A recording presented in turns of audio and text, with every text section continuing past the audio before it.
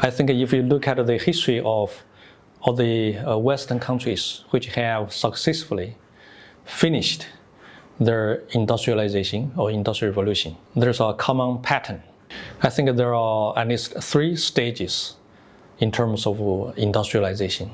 The first stage, which is experienced by UK, by France, by Germany, by Japan, by the US, also by China, is what I call proto-industrialization, which is a primitive stage to pave the way to detonate the so-called industrial revolution itself.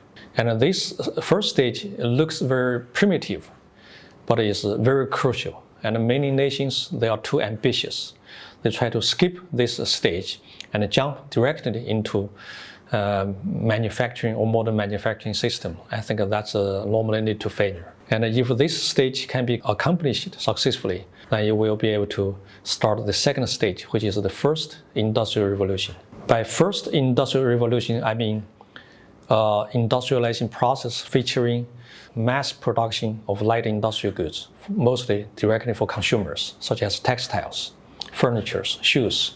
And if this stage is accomplished successfully, then a nation can start the second industrial revolution, which I also call it heavy industrial revolution. So this stage features mass production of heavy industrial goods, including steel, concrete, coal, and machines, machine tools. Lots of things can be mass produced, even like highways, railroad, engines, electricity, power plants. So once a nation finish its heavy industrial revolution, then a nation is ready to enter the so-called welfare state. In a welfare state, the productivity of the nation is so high such that it can afford giving workers lots of welfare benefits, including social safety nets, free education, free health care, and also political benefit. Welfare state is the last stage. If they fail to follow that pattern, normally their industrializing process is incomplete or will fail. Consequences will be several. Number one, the country either could not start industrialization, just like many African countries. They all rush to build heavy industries, and turns out these industries could not be supported by big enough market. And their goods are not competitive in the international market, and they bear huge public debt or financial burdens. Or like Latin American countries, because they have rich natural endowment, but even in this case, their heavy industrial goods would not be competitive in the international market, would have no big enough domestic market to support these heavy industrial goods. Because in order for those heavy industrial goods to be profitable, it has to be mass produced. And because the fixed investment is so high, the market size has to be so large, much larger than light industrial goods. They did not have such a deep and large enough domestic market, and they rush into heavy industrialization.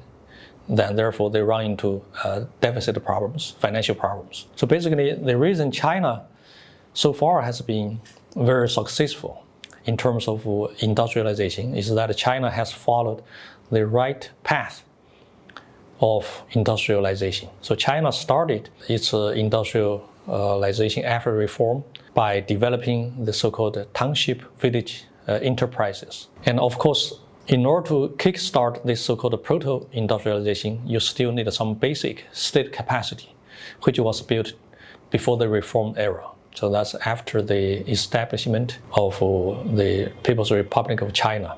Because even with the proto-industrialization, you still need a sort of a unified market, domestic market, to allow the goods produced by small firms to be able to reach nationwide. So you need some basic infrastructure to reduce a lot of so-called market transactions across different regions in the same country.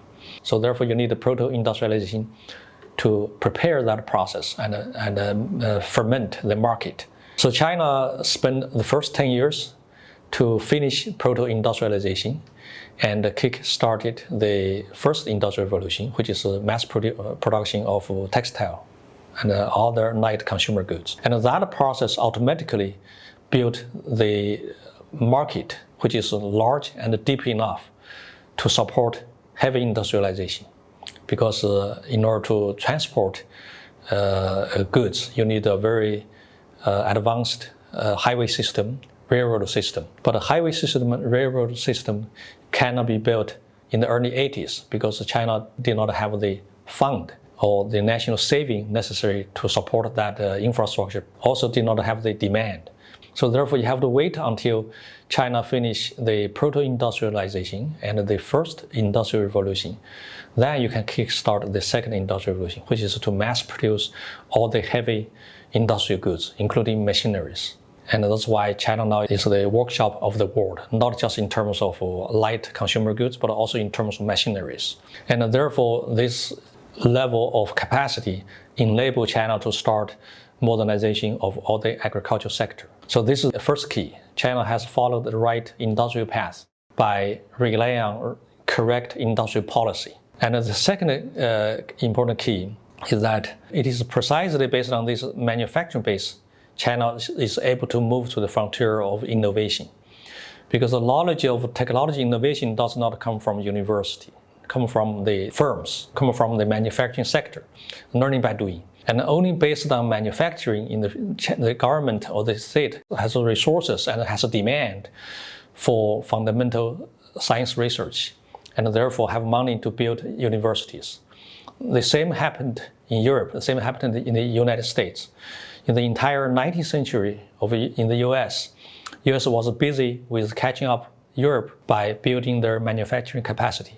There was not many good universities at that time. So only after the US became the center or the powerhouse of manufacturing, then the US started to build very good universities to have money to support basic research and have money to hire scholars from around the world.